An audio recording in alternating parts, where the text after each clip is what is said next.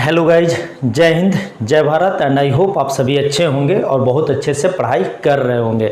तो गाइज आज हम स्टार्ट करने जा रहे हैं drawbacks of Rutherford's atomic model.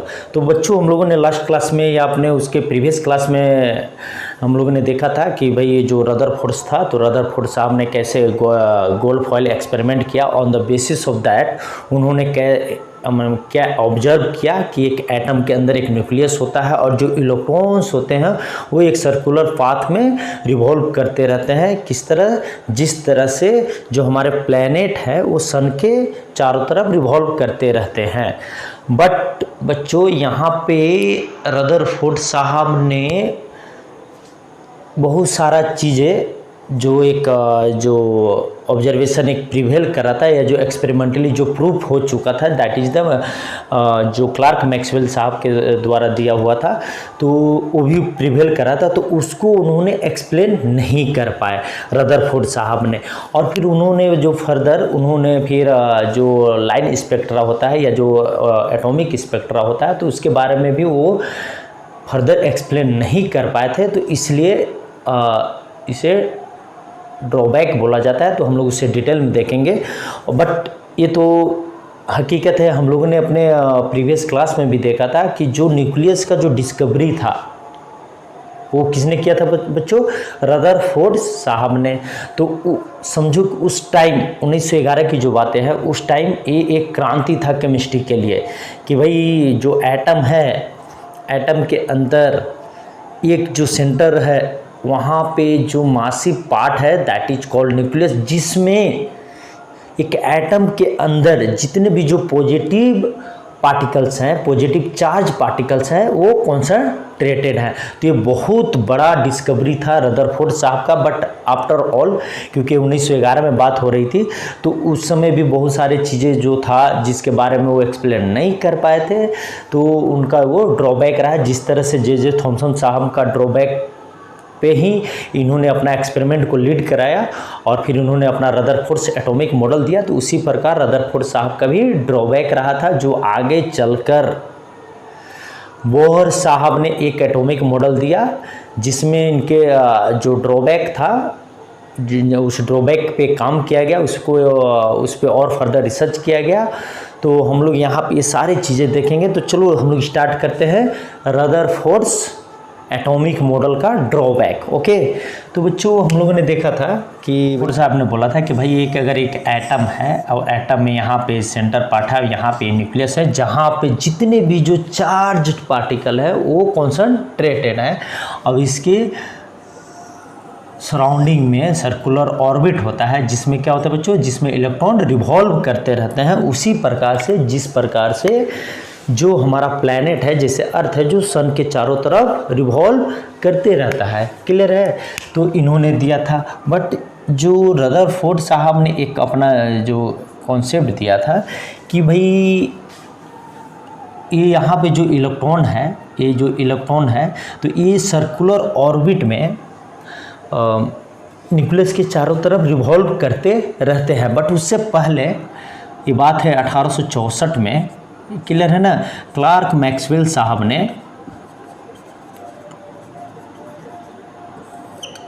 एक थ्योरी दिया था, और जो कि वो एक्सपेरिमेंटली प्रूफ हो चुका था कि अगर कोई भी चार्ज पार्टिकल किसी चार्ज पार्टिकल के चारों तरफ रिवॉल्व करता है, या कोई भी चार्ज पार्टिकल अगर एक्सेलरेट होता है, तो वो हमेशा क्या करेगा बच्चों? वो एनर्जी लॉस करेगा in the form of electromagnetic radiation.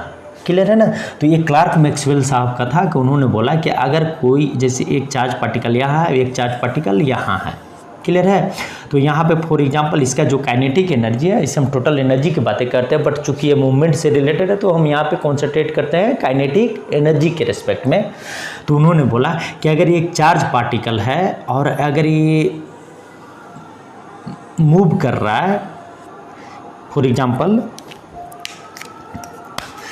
अब यहाँ पे चार्ज पर इसका वेलोसिटी या v है, क्लियर है? अगर ये कांस्टेंट स्पीड से भी अगर मूव करता है, तो चूंकि ये सर्कुलर ऑर्बिट में रिवॉल्व कर रहा है, सर्कुलर ऑर्बिट में प्रोपागेट कर रहा है या मूव कर रहा है, तो इसका कंटिन्यूअसली डायरेक्शन चेंज हो रहा है। क्लियर है? तो जब कंटिन्यूअसली डायरेक्शन चेंज हो रहा है मीन्स वेलोसिटी चेंज, और एक्सीलरेशन क्या है? Rate of change of velocity, that is the acceleration. तो उन्होंने बोला था, क्लार्क मैक्सवेल साहब ने, if any charged particle get accelerated then it must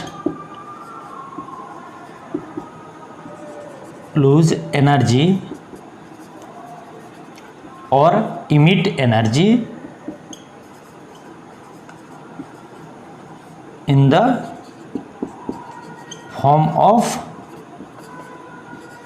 electromagnetic radiation या इलेक्ट्रोमैग्नेटिक वेव। ठीक है ना, उन्होंने अपने थ्योरी में और इसको उन्होंने एक्सपेरिमेंटली प्रूव किया था। क्लियर है? तो इस सब के बारे में हम लोग नेक्स्ट क्लास में बहुत डिटेल में बातें करेंगे कि क्या होता है इलेक्ट्रोमैग्नेटिक रेडिएशन। क्लियर है? तो अभी हम लोग इस पे फोकस करते हैं। तो उन्होंने ये बोला था, अब इस कॉन्सेप्ट को अगर मैं रदरफोर्ड्स एटॉमिक मॉडल से अगर कंपेयर करूं तो क्या होगा बच्चों कि अगर ये एटम है, यहाँ पे न्यूक्लियस है। क्लियर है? और यहाँ इसके ये समझो सर्कुलर ऑर्बिट है। क्लियर है? सर्कुलर पाथ है, यहाँ पे ये इलेक्ट्रॉन है। क्लियर है? अगर इसके अकॉर्डिंग, क्योंकि ये 1864 में मैक्सवेल साहब ने उसको प्रूव कर चुका था कि भाई ऐसा होता है। क्लियर है? बट अकॉर्डिंग टू रदरफोर्ड साहब, उन्होंने क्या बोला कि भाई जो ये ऑर्बिट है इसमें इलेक्ट्रॉन रिवॉल्व कर रहा है न्यूक्लियस के चारों तरफ। क्लियर है ना? तो ये इसी तरह रिवॉल्व करते रहेगा। क्यों रिवॉल्व करते रहेगा बच्चों? जो रदरफोर्ड साहब का जो एटॉमिक मॉडल था उसके अकॉर्डिंग उन्होंने कॉन्सेप्ट दिया कि भाई यहाँ पे अगर यहाँ पे न्यूक्लियस है तो यहाँ पे पॉजिटिव चार्ज है और यहाँ पे निगेटिव चार्ज है। तो चूंकि जो इलेक्ट्रॉन है उस सर्कुलर ऑर्बिट में रिवॉल्व कर रहा है तो उसको उस पर एक फोर्स काम आउटवर्ड्स की तरफ, वो फोर्स क्या होगा बच्चों? Centrifugal force.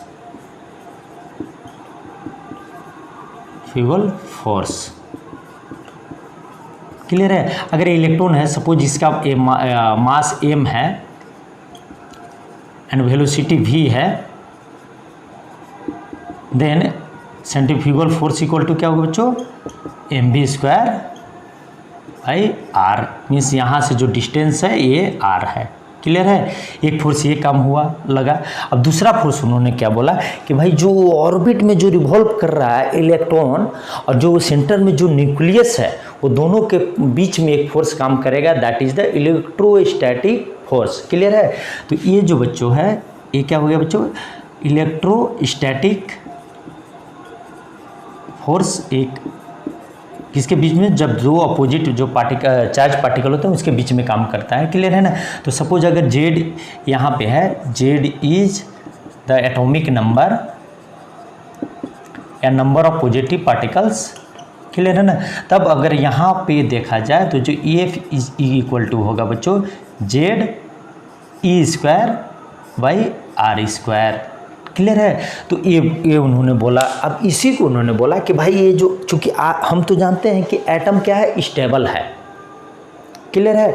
तो इसी तरह उन्होंने बोला कि ये जो दोनों फोर्स है means FC equal to FE will be equal और एंड इन अपोजिट डायरेक्शन। तो ये दोनों जो फोर्स है एक दूसरे को बैलेंस करेंगे। अब इस तरह से जो इलेक्ट्रॉन जो एक पर्टिकुलर जो पाथ में रिवॉल्व कर रहा है वो घूमते रहेंगे। क्लियर है? बट यहाँ पे इन्होंने बोला कि भाई ये एक दूसरे से ये जो FC इक्वल टू जो FE है ये जो है एक दूसरे को बैलेंस करेंगे अपोजिट डायरेक्शन में। अब इस तरह से जो इलेक्ट्रॉन जो रिवॉल्व कर रहा है वो अपने प्रिस्क्राइब पाथ में ही रिवॉल्व करते रहेगा। बट अगर हम इस कॉन्सेप्ट को देखें जो कि मैक्सवेल साहब ने ऑलरेडी 1864 में जो उनका इलेक्ट्रोमैग्नेटिक थ्योरी था उसमें उन्होंने एक्सप्लेन कर चुके थे। तो इस केस में क्या होगा बच्चों कि जब यहाँ पे इलेक्ट्रॉन है, फॉर एग्जांपल ये देखो ये इलेक्ट्रॉन है, अब ये क्या कर रहा है, ये एनर्जी रेडिएट कर रहा है in the form of electromagnetic radiation. Clear है ना, ये कर रहा है। तो धीरे धीरे क्या होगा बच्चों, यहाँ पे है धीरे धीरे क्या होगा, इसका एनर्जी कम होते जाएगा, तो इसका जो रिवॉल्विंग पाथ है वो भी कम होते जाएगा। अब यहाँ पे सपोज न्यूक्लियस है, अगर हम विथ रिस्पेक्ट टू एटम की बातें करते हैं तो यहाँ पे आके फॉल हो जाएगा। तो इसी को फॉल हो जाएगा, इसी को रदरफोर्ड साहब एक्सप्लेन नहीं कर पाए। फॉल होगा तो क्या होगा बच्चों, बहुत बड़ा मतलब विस्फोटक हो सकता है इलेक्ट्रॉन अगर न्यूक्लियस में गिरेगा, बट ऐसा होता नहीं है क्योंकि हम जानते हैं क्या है, एटम स्टेबल होता है। बट इसी को रदरफोर्ड साहब एक्सप्लेन नहीं कर पाए कि भाई ये जो थ्योरी पहले दिया हुआ है उसके बारे में आप क्या कहेंगे कि आपने तो अपना इलेक्ट्रॉन का कॉन्फ़िगरेशन का या जो मॉडल आपने बताया वो तो मैं चलो मान लेता है, लेकिन जो मैक्सवेल साहब का जो था इलेक्ट्रोमैग्नेटिक रेडिएशन थ्योरी उसके अकॉर्डिंग तो ये होना चाहिए। बट हम सही हैं कि ऐसा हो नहीं रहा है, बट नहीं हो रहा है तो क्यों नहीं हो रहा है, तो इसी को वो एक्सप्लेन नहीं कर पाए। तो सबसे बड़ा जो ड्रॉबैक था उनका यही था। क्लियर है, तो एक ड्रॉबैक यहाँ पता चल गया। फिर दूसरा क्या था बच्चों, उन्होंने बोला कि जो इलेक्ट्रॉन्स हैं वो एक सर्कुलर ऑर्बिट में रिवॉल्व करते रहेंगे, बट वो ये नहीं बता पाए कि भाई जो इनसाइड द एटम जो सर्कुलर ऑर्बिट होंगे तो एक सर्कुलर ऑर्बिट होंगे या एक से ज़्यादा होंगे, और अगर एक से ज़्यादा होंगे तो इलेक्ट्रॉन का जो अरेंजमेंट है मीन्स अलग अलग जो ऑर्बिट है, जो जब हम न्यूक्लियस से दूर जाएंगे तो जो ऑर्बिट है उसमें इलेक्ट्रॉन का अरेंजमेंट कैसा है इसके बारे में भी वो नहीं बता पाए। क्लियर है। और थर्ड वन जो हुआ क्या बच्चों, थर्ड वन हुआ वो जो जब क्या होता है कि जब हम लोग जब आगे चलकर जब पढ़ेंगे बोर्स एटॉमिक मॉडल तो हम वहाँ पे देखेंगे, वहाँ पे हम स्टडी करेंगे लाइन स्पेक्ट्रा के बारे में। वहाँ पे क्या होता है कि हम जब देखेंगे कि भाई डिफरेंट जो एटम है और उसके अंदर जो डिफरेंट ऑर्बिट हैं और जो सेल है, तो हम वहाँ पे देखें कि जब एक इलेक्ट्रॉन दूसरी एनर्जी लेवल जिसे हम सेल कहेंगे, पर्टिकुलर सेल करेंगे तो हम डिटेल में बाद में पढ़ेंगे, जब एक दूसरे एनर्जी लेवल से जब दूसरे एनर्जी लेवल में आता है तो वो एनर्जी रीड करता है इलेक्ट्रोमैग्नेटिक वेव में। और जब इलेक्ट्रोमैग्नेटिक वेव में हम जब डिफरेंट टाइप का on the basis of wavelength, जब हम डिफरेंट टाइप का कलर जब हम पाते हैं, डिफरेंट टाइप का जब हम on the basis of frequency and on the basis of wavelength, तो वो हम देखेंगे कि वो लाइन स्पेक्ट्रम होता है, डिफरेंट कलर में जो अरेंजमेंट होता है that is called line spectrum. Okay, तो ये ना जो रदरफोर्ड साहब थे ये इसके बारे में उन्होंने कुछ भी नहीं बोला। पर्टिकुलरली एक हाइड्रोजन जो एटम था उसका जो पर्टिकुलर जो लाइन स्पेक्ट्रम था या लाइन स्पेक्ट्रा था उसके बारे में इन्होंने कुछ नहीं बोला। That is also called atomic spectra. तो हम लोग बाद में डिटेल में उसको बहुत अच्छे से देखेंगे before Bohr's atomic model. Okay, तो हम यहाँ पे देख लिए कि भाई यहाँ पे जो रदरफोर्ड साहब थे उनका 3 ड्रॉबैक्स था, तो हम तीनों ड्रॉबैक्स को बहुत अच्छे से समझ चुके हैं। तो चलो हम उसको अब समराइज करते हैं। क्लियर है, तो ये था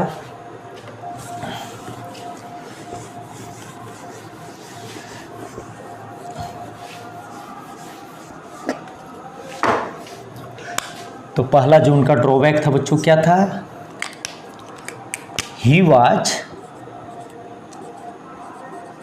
enable to describe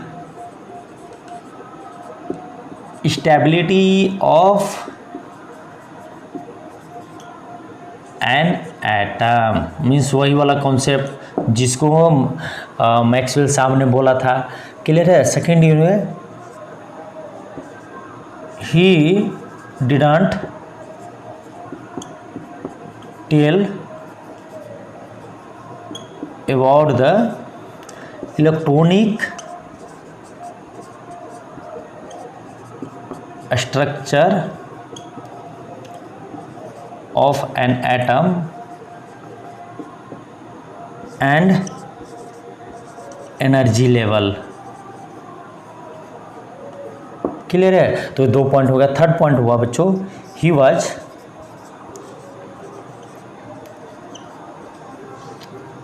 enable to describe line spectrum given by every element, specially यहाँ पे हम बोल सकते हैं specially in the case of hydrogen. तो मेनली बच्चों यही इनका 3 ड्रॉबैक्स था। तो आई थिंक यहाँ पे हम लोगों ने रदरफोर्ड्स एटॉमिक मॉडल को कंप्लीट किया। फिर उसके बाद हम लोगों ने देखा कि भाई ड्रॉबैक रदरफोर्ड्स मॉडल का और जो लिमिटेशन था जो रदरफोर्ड्स मॉडल का।